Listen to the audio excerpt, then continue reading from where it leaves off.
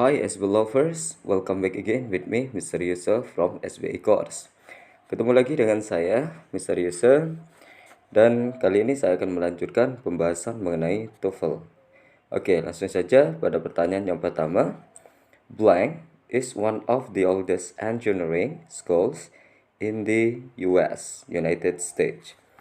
Pilihannya di situ ada Columbia Engineers, ada Columbia Engineering, ada Columbia Engineering, Columbia Universities.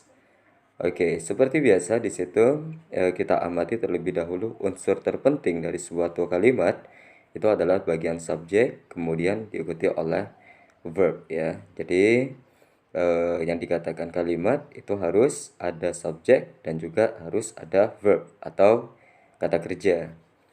Pada kalimat tersebut terdapat is ya, to be, yang berfungsi sebagai verb ya, kata kerja. Sedangkan pada kalimat tersebut itu tidak memiliki subjek. Jadi kita harus menemukan subjek kalimat tersebut. Oke, di situ cara menjawabnya fokus pada is ya. Is itu merupakan to be atau kata kerja yaitu tunggal ya.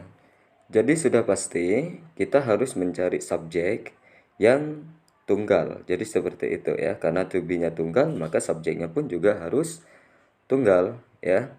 Mengacu pada is, maka subjek yang tepat pada pilihannya di situ adalah bagian yang C ya, yaitu Columbia Engineering, yaitu teknis atau teknisi Columbia. Jadi seperti itu. Kalau yang A itu jamak, di situ ditandai dengan huruf S yang berada pada kata engineers. Ada S-nya itu pasti jamak. Sedangkan yang B juga ada S-nya, engineerings.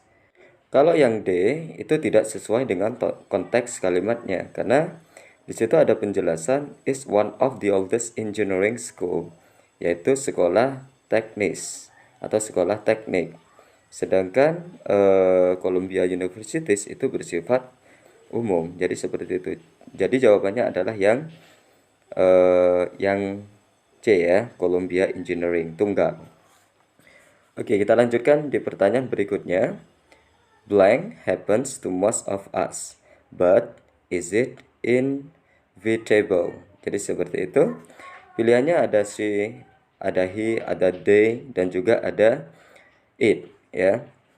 Sama seperti pertanyaan sebelumnya, kita harus tentukan dulu subjeknya, kemudian temukan kata kerja. Kata kerja pada kalimat itu adalah happens. Ya, ada s-nya happens yang artinya terjadi. Karena ada s-nya berarti itu kata kerja tunggal ya.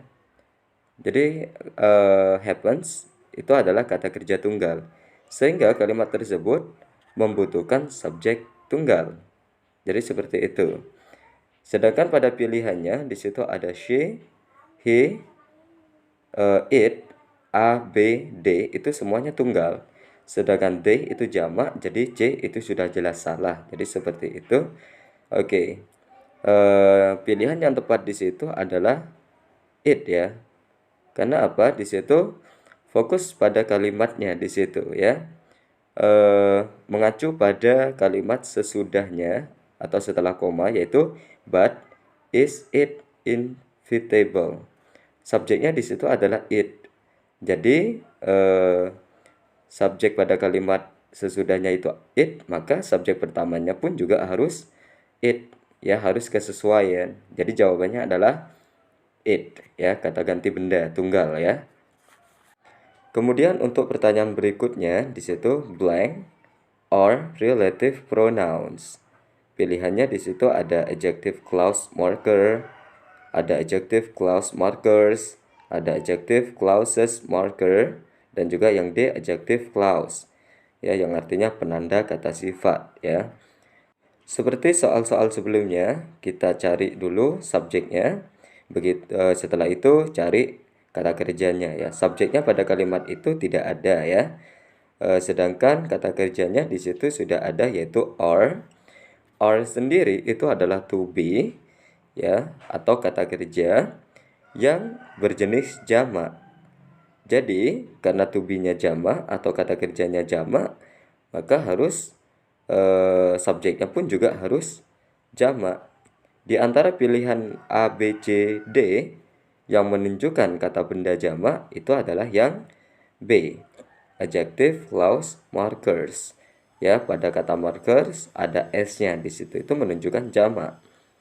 Ya, karena fokus pada bendanya, marker. Sedangkan yang A dan C itu marker, tidak ada s-nya. Sedangkan yang D juga itu tunggal, adjective clause. Jadi jawabannya adalah yang B, ya. Itulah penjelasan dari saya tentang latihan soal TOEFL. Mudah-mudahan video ini bermanfaat bagi kalian. Dan jangan lupa bagi kalian yang suka video ini, jangan lupa tekan tombol like, share, dan juga subscribe pastinya ya. Okay, I think it's enough here my explanation about TOEFL, and the last I say goodbye.